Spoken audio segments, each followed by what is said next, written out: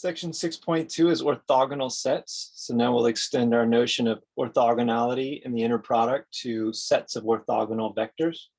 So a set of orthogonal vectors S, U1 to UP, is a set for which each one of these vectors U1 is orthogonal with every other vector in the set.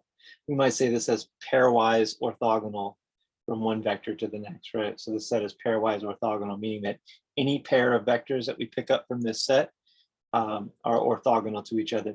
Now recall that the way to test whether or not two vectors are orthogonal to each other, or a nice characterization of that, is that U1 or that U dot V is equal to 0. The inner product of two vectors is 0 if and only if those vectors are orthogonal to each other.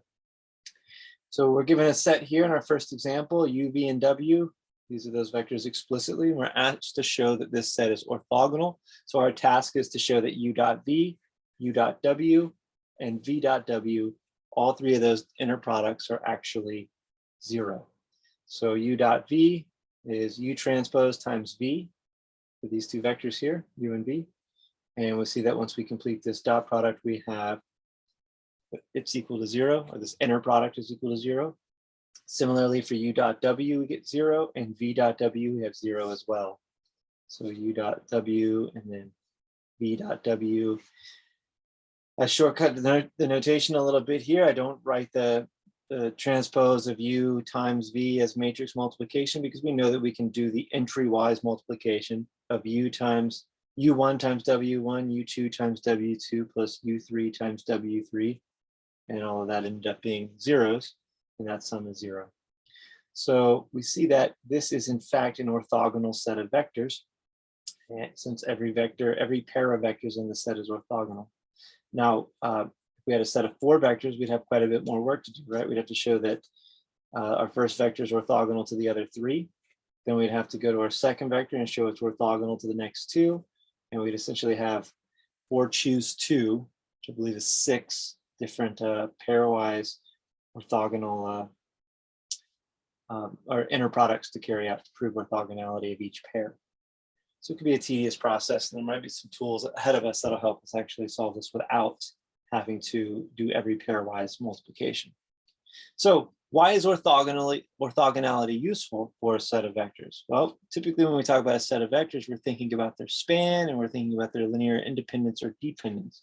It turns out that an orthogonal set of vectors, non-zero vectors that is, in the space Rn is linearly independent. So that makes them automatically a basis for a subspace spanned by S. So if we have U1 through UP, which are vectors in Rn, and they're all orthogonal, well, this theorem tells us that they're linearly independent, hence a basis for the span of S, the span of this set. So that's it's nice. It means that we have orthogonality as this condition that's slightly stronger than linear independence, because we can certainly think of a set of P vectors that are linearly independent, but not necessarily orthogonal as a set.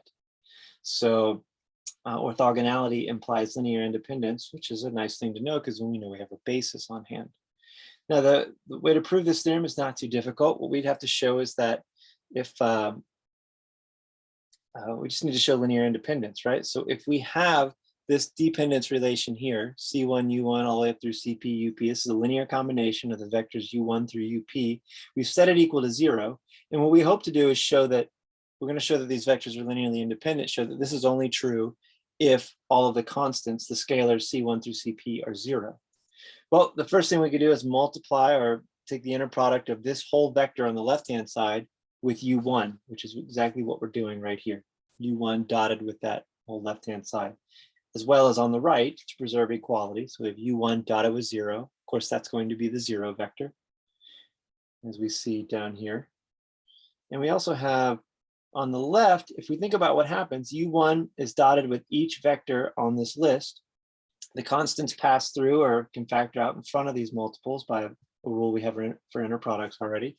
And the only one that survives is U1 dotted with U1, because this is the only non-zero entity, right? U1 dotted with any other of these UI vectors is going to be 0, because we know that each of these vectors, or that this is an orthogonal set of vectors, which means that the inner product of every pair of vectors is 0, except for a vector with itself. So this leaves us with just C U1 dot U2 on the left equals a 0 vector on the right. And since U1 dotted with U1 can't be 0, again, that's another property for inner products, unless the vector U1 is 0, which we know from one of our conditions in the theorem that we cannot have non-zero vectors. Well, then we know that this can't be 0, and the only way, or this part can't be 0. So the only way this whole expression can be 0 is if C1 is 0. Now we did that for C1, we could just as well do that for Cj, take the inner product of the jth vector in this set through here. Only the jth multiple in here will survive, and we'll have a similar situation to prove that Cj is 0. So this can be done for all the vectors in the set, which means that all of these scalars must be 0 in this linear combination, which tells us that these vectors are linearly independent. So that's a sketch of the proof that an orthogonal set of vectors is linearly independent.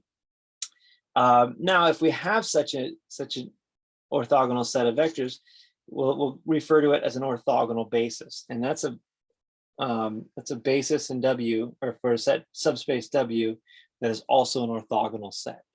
So it spans W, all the vectors in it are linearly independent, and it's an orthogonal set. Now we could just say it's an orthogonal set that spans W, because then we'd also know that it's linearly independent thanks to the theorem above. But an orthogonal basis is a slightly more powerful tool to have lying around than just a linearly independent basis, and we'll see why as we proceed with this chapter. So the next theorem tells us this. If, again, we start with an orthogonal basis for a subspace, or now we start with such a basis, which is an orthogonal set that spans W, W being some subspace of Rn. For each Y in this set, or in this subspace, the weights in the linear combination given here are calculated via this formula right here. Okay, so remember that any element in the subspace W, this vector Y, is a linear combination of basis elements. Well, we can determine what that linear combination is by this recipe right here for each of our scalars. It's a dot product of Y with Uj over the dot product of Uj with itself. And that gives us Cj for any one of these C1 through Cp scalars to be multiplied by the vector Uj from the basis. So the intuition here is to let Y be one of these, such a vector, right? We write it down as a linear combination of the basis vectors. And then we take any J, the jth vector here in the list from U1 to UP. So it could be U1, U2, whatever.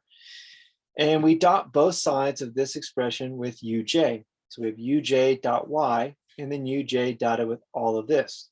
Well, just like in the previous intuition for the previous theorem, we realize that Uj dotted with Ui, if J is not equal to 1, then this dot product is going to be 0. Same thing, if J is not P, not equal to P, then UP, Uj are not the same vector. They're orthogonal to each other. Their inner product is going to be 0 as well. The only vector on this list, somewhere in the middle potentially, is U sub j.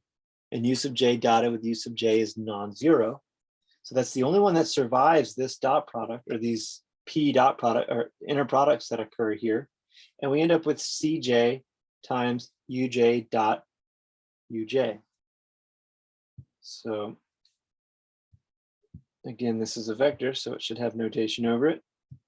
With that. And so if we solve for C sub j here in this expression, in this outer equation that we have, then we get that exactly what we have in the formula, that Cj is equal to Uj dot Y over Uj dot Uj. And that's a pretty easy derivation for this formula. Again, it uses the same trick essentially as the previous theorem's proof by dotting our linear combination vector with one of the specific vectors within. And this is true for any j from 1 to p, so it's true for each one of our constants or scalars C1 through Cp. And that's how we would build up the coefficients to determine a linear combination for any vector in our space W. So let's put this into practice for a few problems here. So we're given the set S of example 1, which is an orthogonal basis for R3, right? So this is the 3 vectors we started with. And we're asked to express Y equals this vector as a linear combination of the vectors in the basis S.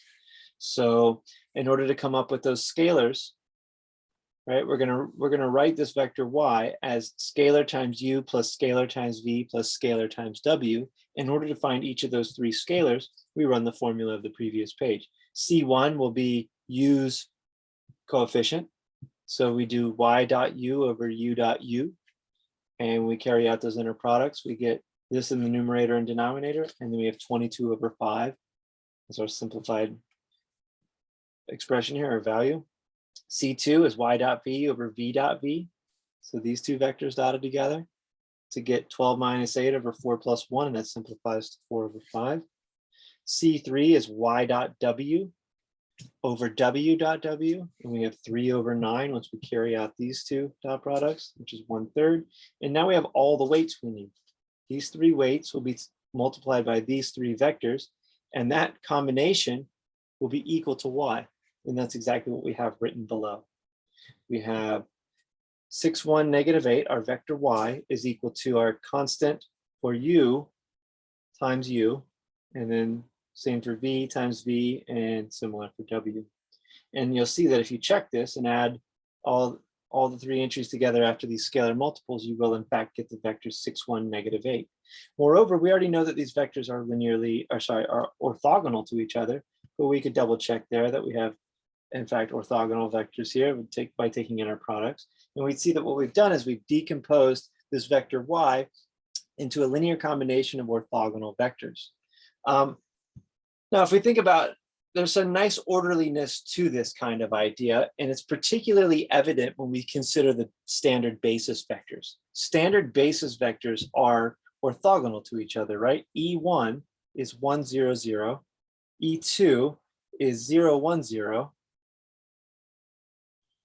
So if we were to dot E1 and E2, we'd get 0. If we took their inner product, we'd get a 0. So they're orthogonal to each other. And they'll also, once we add E3, they'll span the space R3. So though these are a little bit more orderly, because it's easier to represent a vector like y in this given example in terms of standard basis vectors, in terms of its coordinates for standard basis, for the standard basis. There's still an advantage, even if you're not using the standard basis vectors, to having an orthogonal basis. And we'll see that as we progress in this chapter. There's a nice utility for this by the time we're done with it. So for now, we're just learning how to decompose vectors or write them as linear combinations of orthogonal vectors. And we'll see this translate to matrices shortly enough. Now, we're going to come back to this. We're going to see this coefficient value several times. This ratio of dot products is going to come up a few times. We're about to see a derivation for it, which sort of gives us some more background as to why that worked, right? We saw in the previous theorem that it does work, but this gives us an inclination as to why such a decomposition might work, or such a calculation might work. So what we want to do is we want to take a given vector y now in Rn, so any old vector, and we want to write it as the sum of two vectors. So we're not thinking about it having an orthogonal basis anymore. We're thinking about maybe we want to come up with an orthogonal basis eventually, right? This is not what we're going to do ultimately on this page, but these are the tools that work us towards that direction. So what we want to be able to do first is to say, well, let's take a vector y and then any other vector u, and we want to decompose y with respect to u. So we want to rewrite y as two components. One component, which is parallel or is a multiple of a given vector u, and then the other component, which is perpendicular to that vector u, or orthogonal to that vector u. So in other words, we want to write y as y hat plus z, where y hat is the parallel portion of y to u, or component of y to u, and z is an orthogonal component to the vector u. So now to say that y is parallel, or this component of y is parallel to u, is to say that this component of y is a scalar multiple of u, right? In this case, if this was our exact case, alpha would actually be less than 1, because alpha u as a vector has length less than u. So that may or may not be the case, but this is just to give us an idea of how we're going to go about doing this. So we know that part of y's decomposition here, it's going to be this vector plus this vector z. And remember that if we add these two vectors together, we go tip to tail with either this one to go here, adding z to the end of alpha u, or adding alpha u to the end of z, and we end up at this point y, which would then yield us this vector addition, this vector from the addition right here, which is actually y. So we see that it does work. What we want to do is figure out, well, what is this vector z? How do we come up with it? And also, what is this alpha? How do we get this value for alpha? These are the two tasks we need to derive here. So what we know is that we want z to be perpendicular to u, or orthogonal to u. In other words, orthogonal to alpha u, or we're calling alpha u also y hat. So y hat, again, is the parallel component to u, so it's equal to some multiple alpha times u. So, and we want z to be perpendicular to that. So what we put together is this. We say that we need y minus y hat, which is exactly this vector right here. Y minus y hat, or this vector is, well, maybe it's more visually this vector, right? The y minus y hat, or alpha u, points at the vector y's tip, right? So y minus y hat is y minus alpha u. We want its dot product with alpha u to be 0, or we want their inner product to be 0 because that means they're going to be orthogonal to each other. And that's what's going to give us the values that we need for this. So we set the dot product of y minus y hat, which is this to here, this vector along here, we want that to be perpendicular to y hat, or alpha u. And that's what we see over here in the formula. Y minus y hat dotted with u is equal to 0. And when we distribute along this difference for this inner product, we have u dot y minus u dot y hat. All of this is equal to 0. And then we'll solve now for, well, substitute in y hat for alpha u, because these two are actually equal. And what we've got is this difference on the right here is equal to 0. So if I add alpha u dot u to both sides, and then solve for alpha, we have that alpha is equal to u dot y divided by u dot u.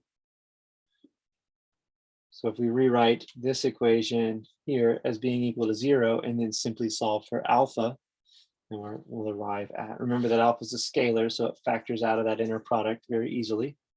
And we can just solve for it in this fashion. And this looks exactly like what we use to determine coefficients for y to decompose it along a basis u.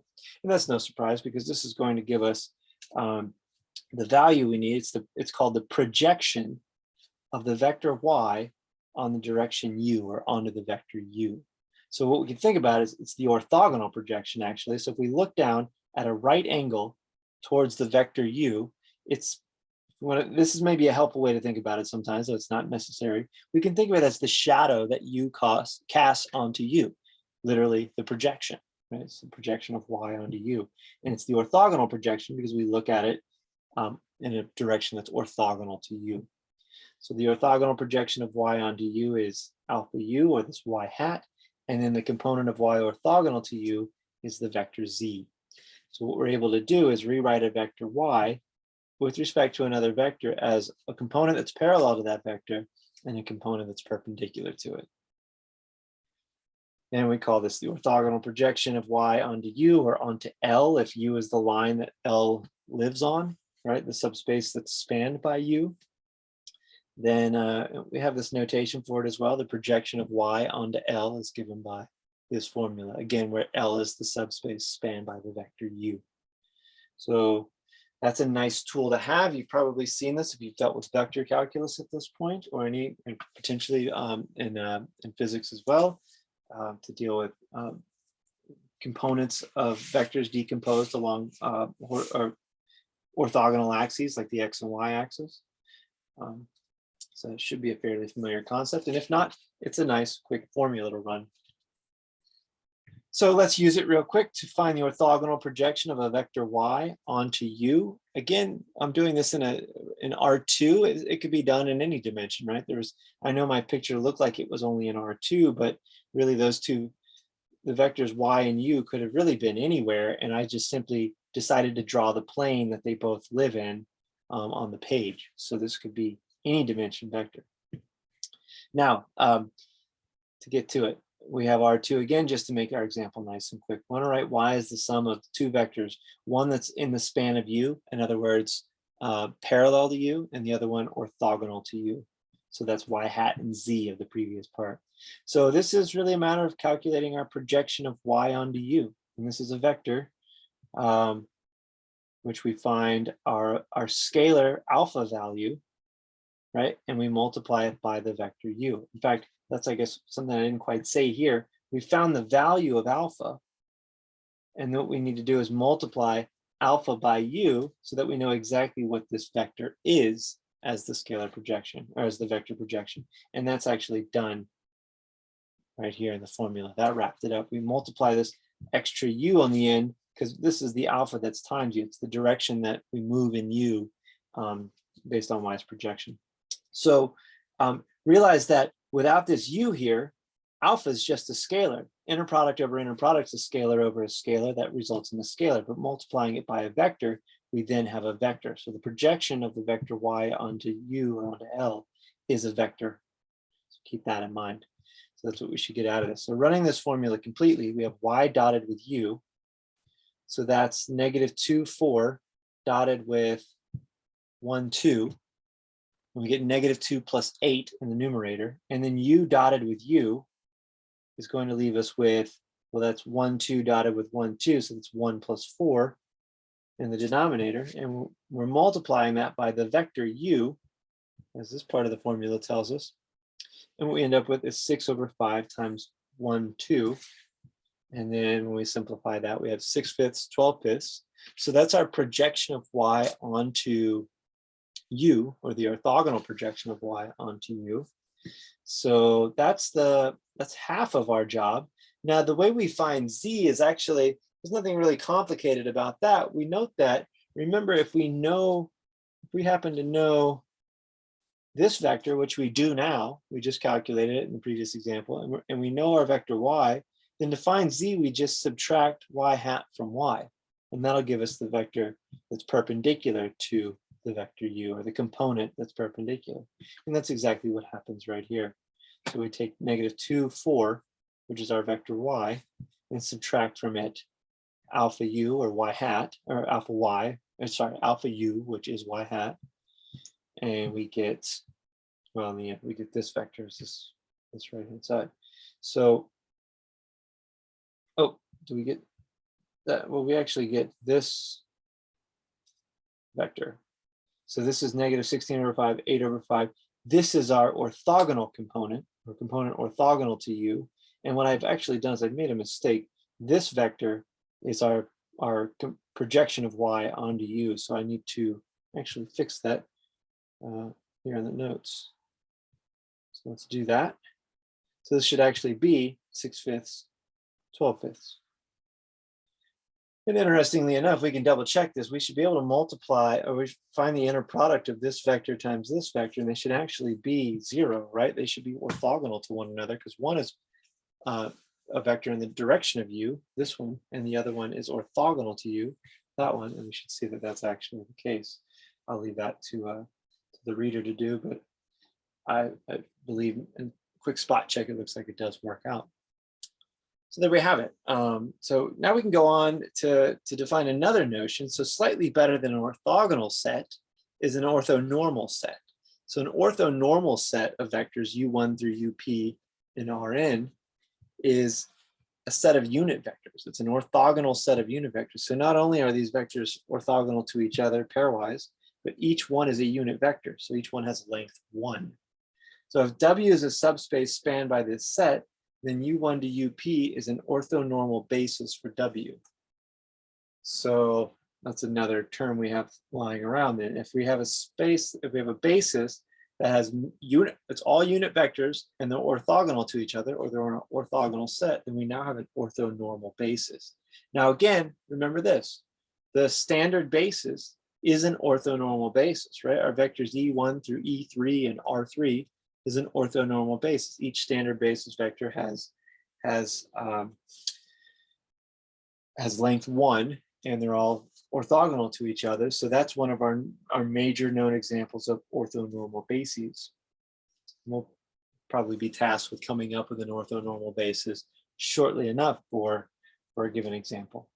So continuing this thought, though, in terms of orthonormal, it brings us into matrices. So remember when we're talking about vector spaces and subspaces that we can really think about, if we map from one space to another, there's a matrix typically involved if it's a linear mapping. So, or linear transformation. So an m by n matrix U has orthonormal columns if and only if U transpose U is equal to I. So this is a nice definition. U transpose U is equal to I. That looks like it's going to be a pretty useful type of matrix, right? So anyway, let's see how we go about proving a theorem like this. And the thing that really to connect is this. If U has orthonormal columns, then it must be the case that if we take the inner product of two different columns, we're either going to get 1 for when we take the inner product of two columns that are the same column, right? If J and K are equal, in other words, we do U1 dotted with U1 or U4 dotted with U4, then we know that since it's normal, since it's an orthonormal basis, we know that it has length 1, so that its inner product has to be 1, right? Remember the inner product is, or the length is the square root of the inner product, while the square root of 1 is 1. So in order for it to have each column vector to have length 1, if we take the inner product of a column vector with itself, it's going to have an inner product of 1. Now, since they're orthogonal, we know that if these indices aren't the same, in other words, we do U3 dotted with U5, well, they're not the same vector. They're an orthogonal set, so their inner product must be 0. So that's the major connection to make. This is an if and only if statement. This goes both ways, right? The columns are orthonormal if and only if this is true for any pair of columns, and then depending on their index, whether or not it's 1s or 0s. Well, they're only 1s whenever we dot U1 with U1. Well, if we think about what U transpose times U is, it's the matrix which has value Ui, Uj in the ijth entry. So U1 dotted with Uj. So it's the ith column of U dotted with the jth column of U. And this is coming from the transpose of U here, right? So each entry is made up of dot products of column vectors of the matrix U. And well, we just talked about what that is. The only time they're not 0 is when it's U1 dot with U1 or U2 dotted with U2. So all of the diagonal entries, 1, 1 through M here, or sorry, N rather, I should say, for N columns. 1, 1 through N will be 1s, and everything else in this matrix product will be 0s. Well, that's exactly the identity matrix. So we have exactly what we were expecting here. So that handles that result for the orthonormal columns of a matrix U, or for a matrix U having orthonormal columns. Now, some properties about a matrix with orthonormal columns are the following. If we let V and Y be vectors in Rn, and U is an n by n matrix with orthonormal columns, then these are some really nice results.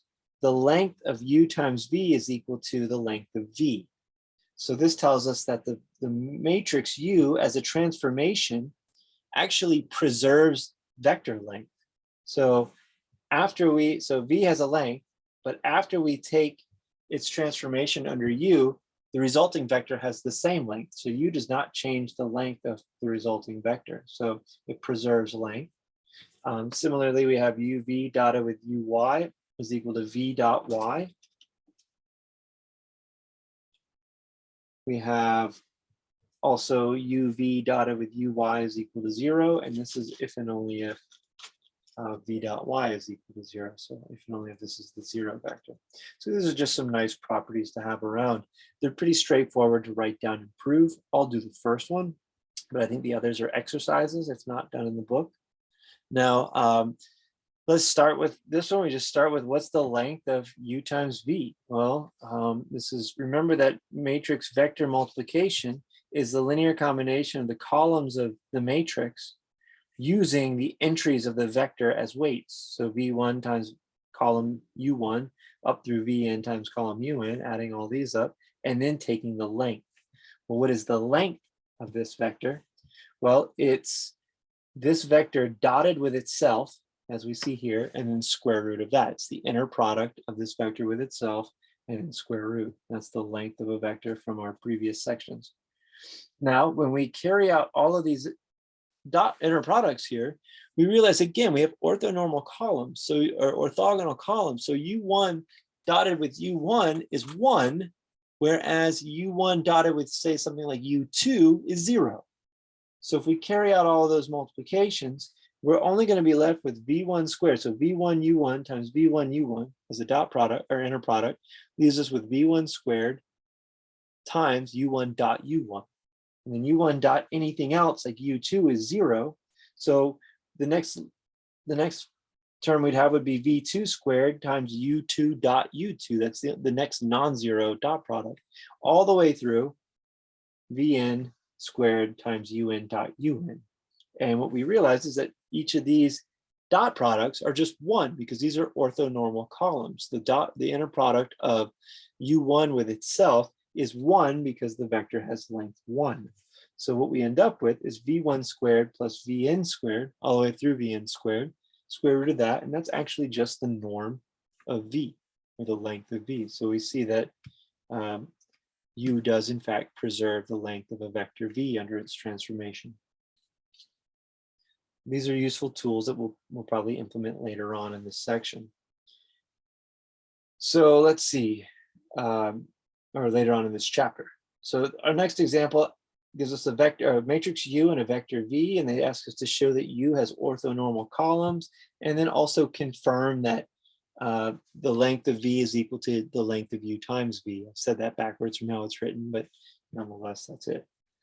So to confirm that U has orthonormal columns, remember there are two ways we could do this, right? We know that this is true, U has orthonormal columns if and only if U transpose U equals I.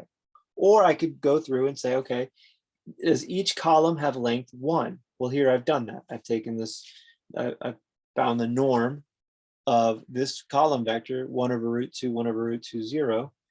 Squaring each of the terms and adding them up gives us this, square root of that on the outside, and we end up with root 1 is 1. So yes, that checks out. It's a length 1, it's a unit vector.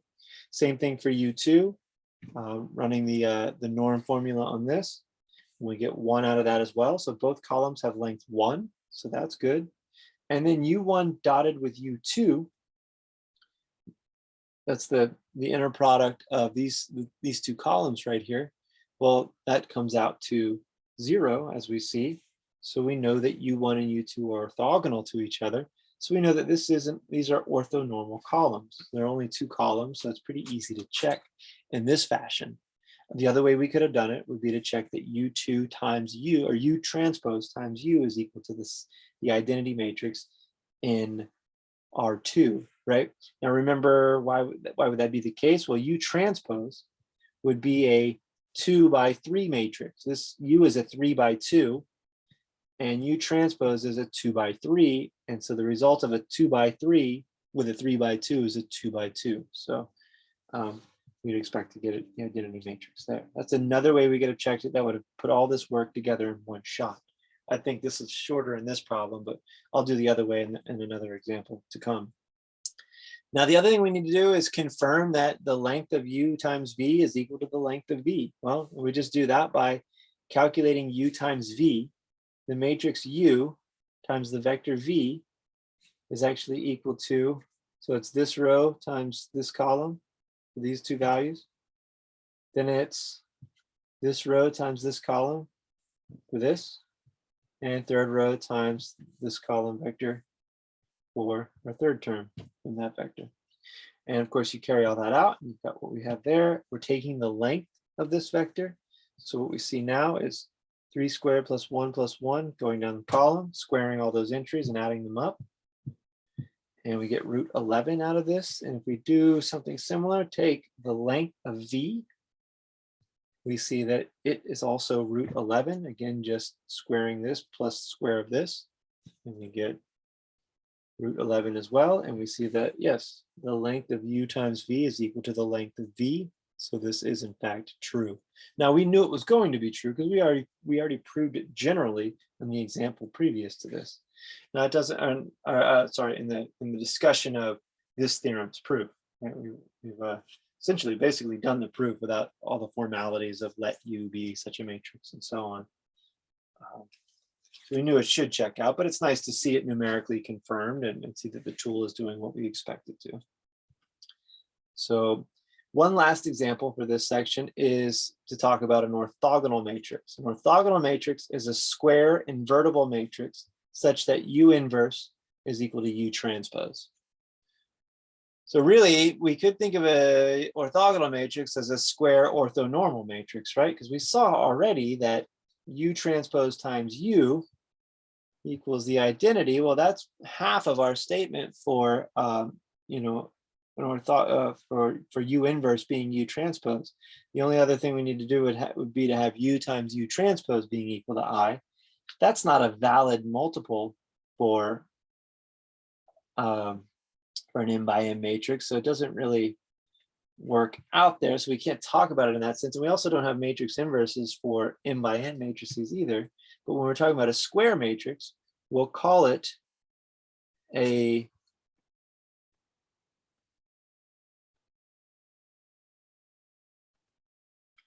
orthogonal matrix when it's got orthonormal columns. So we're given this matrix U in this example. We're asked to show that it's an orthogonal matrix. So what we need to do is show that its columns are orthonormal. Oh, sorry, we're asked to also show that its columns are orthonormal. That's pretty straightforward. So the main thing we really need to do is this. We need to show that U transpose U is equal to the identity matrix. In other words, U transpose is U inverse, right? Or U inverse is equal to U transpose. Well, just carry out this multiplication. Here's U transpose, writing the rows as columns and columns as rows, and then multiplying it by the matrix U as given. And when we carry this out, here's some of the details here, we'll see that we actually do get the identity matrix in R2, the 2 by 2 identity matrix. And we might say, well, we have to check the other way. We have to do the transpose of this too. We have to do U times U transpose. And well, we could easily do that, but we're going to end up with the same situation, right? So all of that does work out as we'd expect. I'll leave that check to the reader to show that U times U transpose, so this matrix times this one, so we're going the other way, is actually also the identity matrix. But that's half the battle that we've done here, and we can just accept that this is an orthogonal matrix. So U is an orthogonal matrix, especially after we've checked that other direction here. Now, the columns of U are orthonormal if and only if U transpose U is equal to I. Well, we just saw that U transpose U is equal to I, so we know that the columns are orthonormal. This is why there's a bit of a misreading there, right? If we're given a square matrix and it's orthogonal, well, then we know that its columns are orthonormal, right? That's the if and only if statement from the previous page gives us that. The interesting fact is this. We don't prove this, but we'll show it for this matrix specifically. The rows of an orthonormal matrix, of an orthogonal matrix are also orthonormal. So if we write the rows of U, so first row is V1, second row is this V2 here. These are the rows of U. And then we just check that, okay, the length of V1, when I plug this vector into the length formula, or the norm, find the norm of it, I get 1. And similarly, when I do that for V2, it's over here. I get 1 as well, taking the square root of what's underneath that radical. And I also want to check that V1 and V2 as vectors are are orthogonal to each other. So I check their inner product. Their inner product comes out to this expression, which is also 0. And then I realize that, yes, this is the two rows are actually orthonormal as well. They have length 1 and they're orthogonal to one another. So I think the book either states this, that maybe they actually go through the work of proving it, but if you have an orthogonal matrix, then its rows will be orthonormal as well as its columns. That's a nice fact to have lying around. So that's it for orthogonal sets. We'll continue this further with orthogonal projections in section 6.3.